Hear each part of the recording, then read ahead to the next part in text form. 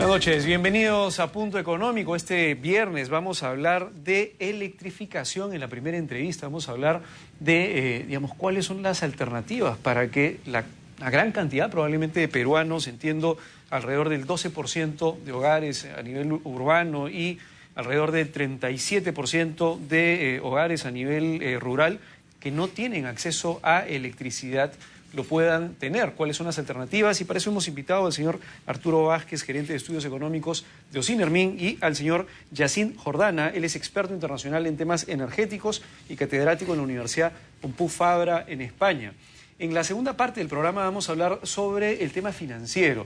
Cómo este proyecto de ley que el Ejecutivo ha presentado al Congreso con respecto a la reforma al mercado de capitales puede impactar, por ejemplo, en el financiamiento que las empresas medianas pueden, a partir de, una vez que se apruebe eventualmente este proyecto de ley, pueden tener para obtener financiamiento probablemente un poco más barato. El IGB se está eliminando en esta propuesta de proyecto de ley. Vamos a hablar con el señor Luis Felipe Arizmendi, presidente de GPI Valores, sobre estos cambios y una serie de cambios que se pretenden dar al mercado de capitales para que finalmente este mercado pueda ser mucho más interesante y más accesible para diferentes actores en el mercado. La tercera parte del programa va a tratar de Pisco. Vamos a hablar un poco de cuáles son todas las oportunidades de inversión que hay dentro de la provincia de Pisco. Ahora que la provincia de Pisco está, tan interesante por ciertos sectores importantes, vamos a hablar con el señor Rubén Rondinelli. Él es coordinador nacional de Perú Cámaras, que nos va a explicar un poco cuáles son las alternativas de negocios, de inversión que se pueden hacer en la provincia de Pisco. Así empezamos la noche de hoy en Punto Económico con la primera entrevista y vamos a hablar sobre acceso a electricidad, acceso energético. Para eso estamos con el señor Arturo Vázquez, el gerente de estudios económicos de Ocinermin, y con Yacine Jordana, experto internacional en temas energéticos. Disculpen. Cuéntenos un poquito.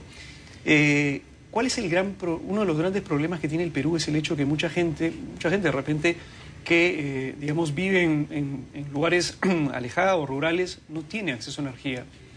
¿Qué es lo que se puede hacer con esta población?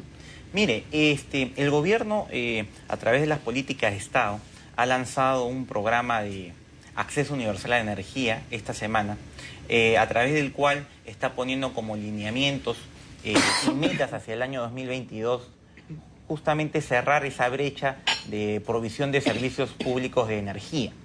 Justamente esto ha coincidido con la realización de un congreso de acceso universal a los servicios públicos de energía que ha organizado Ocinermin junto con la Universidad de Barcelona sobre estos temas, donde hemos discutido justamente los elementos de tu pregunta, ¿no?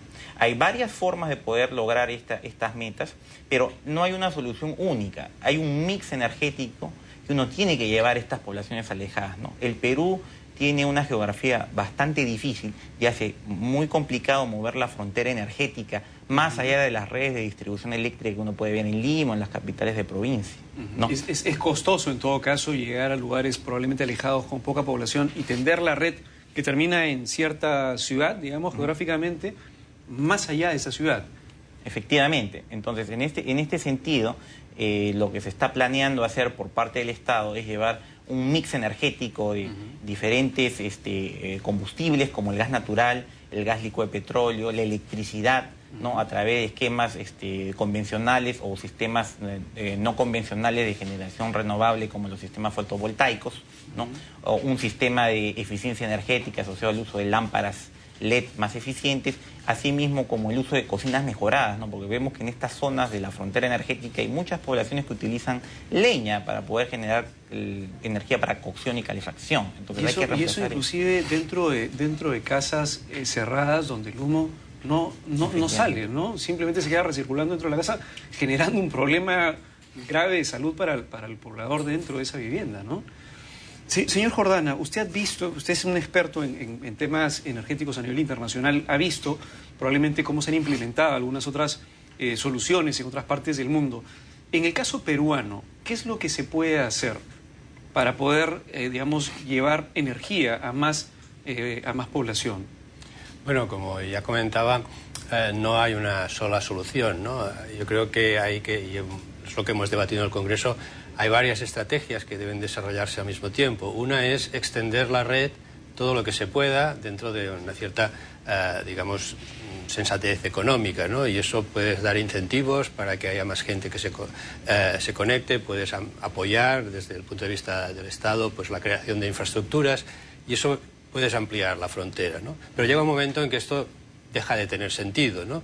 Luego lo que se puede hacer es crear lo que se llama microredes separadas de la red general en sitios muy aislados, ¿no? Y ahí pues es crear pues una fuente de energía y que puede ser hidroeléctrica, puede ser fotovoltaica o puede ser en gas, geotérmica, depende en cada caso lo que sea más adecuado de las condiciones específicas del territorio y crear una mini red en los entornos donde no se puede conectar por la distancia o las dificultades con la red general. ¿Cómo hacemos que estas mini redes existan? Porque para que alguien, a ver, si vamos a hablar de un privado, para que un privado quiera hacer una mini red, tiene que ser rentable para que quiera invertir.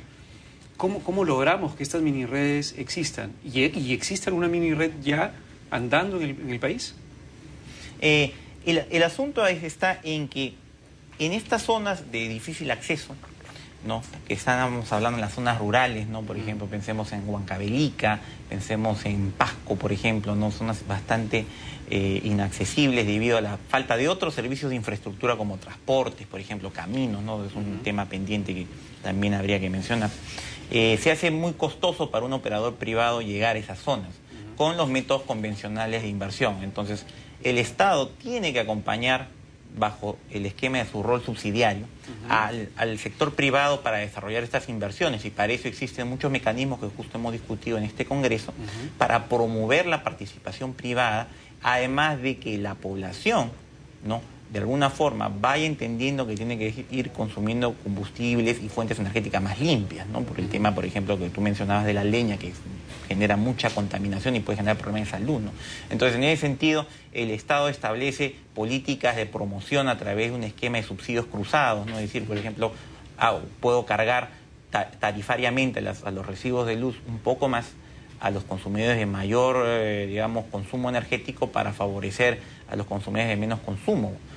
Otras formas es, por ejemplo, utilizar subsidios. El subsidio cruzado ya se está dando en realidad, ¿no? Efectivamente, tenemos lo que se llama el Fondo de Compensación Social Eléctrico, que existe desde el año 2002, el cual ya está funcionando cerca de 10 años ya, y ya ese mecanismo ha podido, digamos, de alguna forma ir reduciendo esas brechas, ¿no?, en la equidad entre las poblaciones de más recursos con menos recursos. Con respecto a ese fondo, lo que nos dice básicamente es que todas las personas que actualmente estamos pagando nuestro recibo de luz eléctrica al final del mes, los recibos actualmente ya están tomando parte de este dinero justamente para eso, para hacer el subsidio cruzado. Efectivamente. Sí. Es para toda la gente a nivel nacional.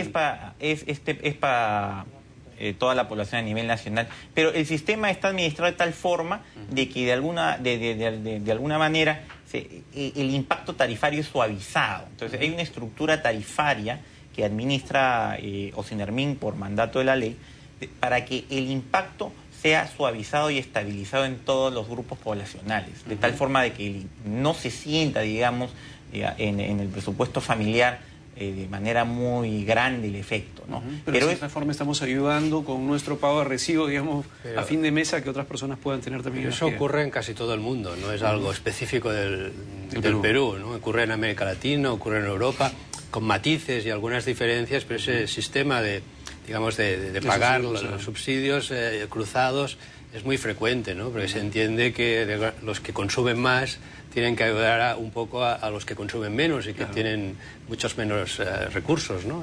Es un elemento de equidad, por decirlo así, que está muy asentado en muchos países en el mundo.